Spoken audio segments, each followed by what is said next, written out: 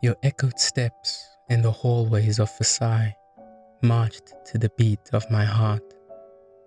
You caught my eye as you downed the marble steps in etiquette and wandered onto the cobblestones. Under the garden lights, a scent of peppered floral sweeps across the petal paths on which we walk. Your floral sundress, hugging your figure in the ironed fabrics which crease under the winds of midday. As we lock step along each other, round the bends and straights, your cotton-coated hands grasp mine bare, and our eyes meet in a timid young love affair. I'm scarfed by your touch, and you in mine, my regard arrested by what's yet to happen, while your fingers twist around my scruffing curls. We draw closer together, magnetized by desire, and as our lips lock among the choirs of birdsongs, we pledge in euphoric countenance that this day marks the beginning to the end of our adolescence. Finessed to a playful darting in merry essence, our forlorn presence of past remembrance are left to echo in the hallways of memory and remorse. My strokes of compassion felt across the rose blush of your cheeks as we stood in silence under the pavilion. Our marks are met, and the scene began to dim to an ambiance. The stage was set. While my mind relaxed to the pace of confession, my soliloquy took form, before the day yawned his sails below the brush. A sinner to the promise of care, my youthful vow to thee, broken by an eye in wonder for excitement, not met with the promise of matrimony. A boyish dream for freedom to all left a pit in the center of our home. Your faith in me fell to depths that felt unreachable, a saint left unseeable as you retreated to your fortress from which my entry was outlawed. A wicked affair which wilted at the petals of our roses in bloom. As the moon and stars spat rain down upon us, as time passed without an encore, the remembrance of our year apart flooded the eyes of regret onto my face. Aware of what was left behind when meaning fell short the moment I walked out the door. The nightmares of you releasing your grips from mine, the falling silks of ambitions and lust, weightless in responsibility, will always tangle in the dismay of inhibition. The promise to flourish a family with the saint of femininity left me bruised by cowardice, and my journey to return to Versailles was one with my head bowed in submission to restore my vow to a lost Eden. A journey not long by distance, unconquerable by land and sea, but the weight of shame sits heavy on the load with which I haul, and my strides quake at the thought of my presence still in veto with a year of absence. But I, sullied by delusion, make haste to reacquaint. As I stood on the steps of Versailles, my arrival was met with no ovation, and the hiss-sneeze of the air lacked in a brisk breeze. I widened the doors to an opening that obscured you from me. I entered the hollow halls, with expressive floors creaking the walls to an early wake.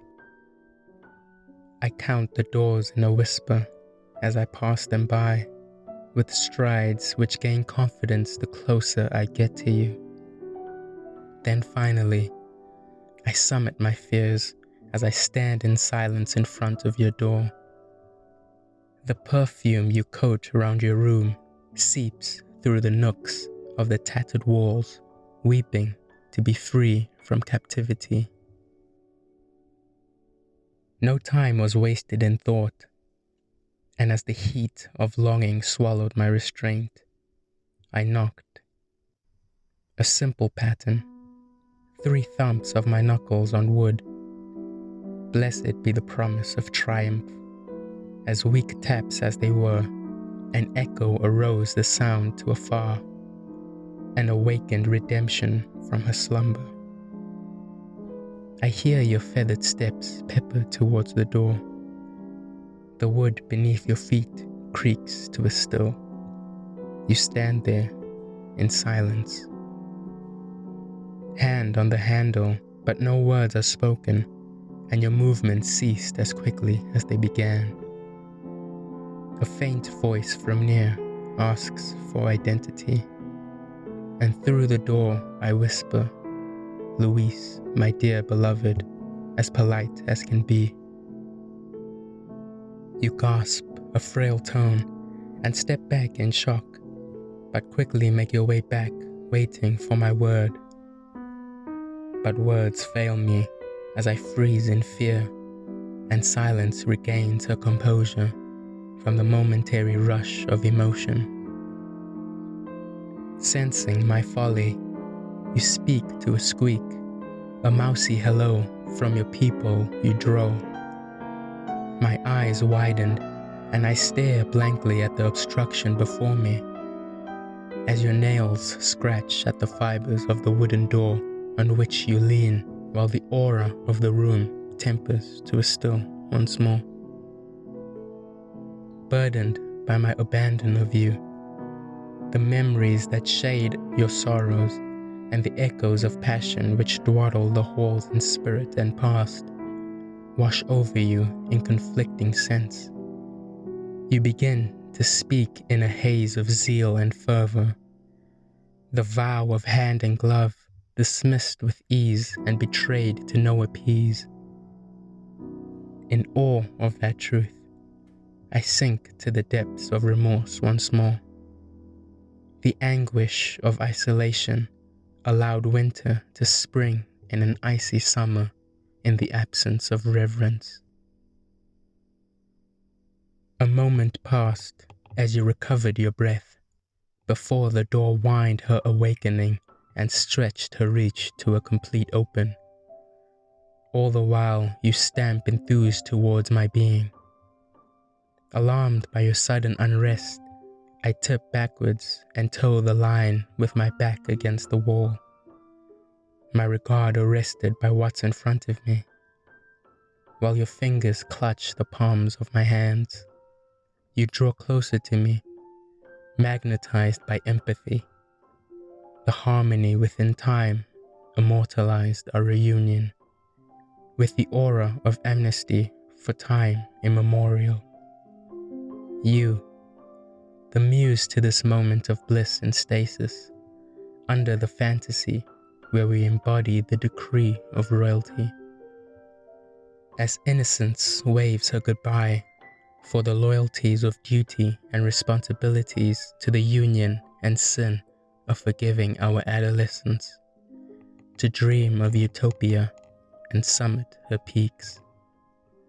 The time we spend once more under the garden lights, locked in step as summer comes to an end, and the frost that teased over the rose bushes now thaws for the fall, and the garden nursed our compassion under the pavilion and maple-stained leaves.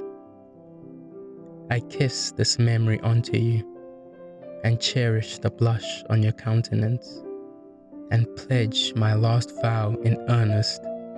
This garden, the memento of struggle and serenity, will forever blossom my love for thee, mon mari.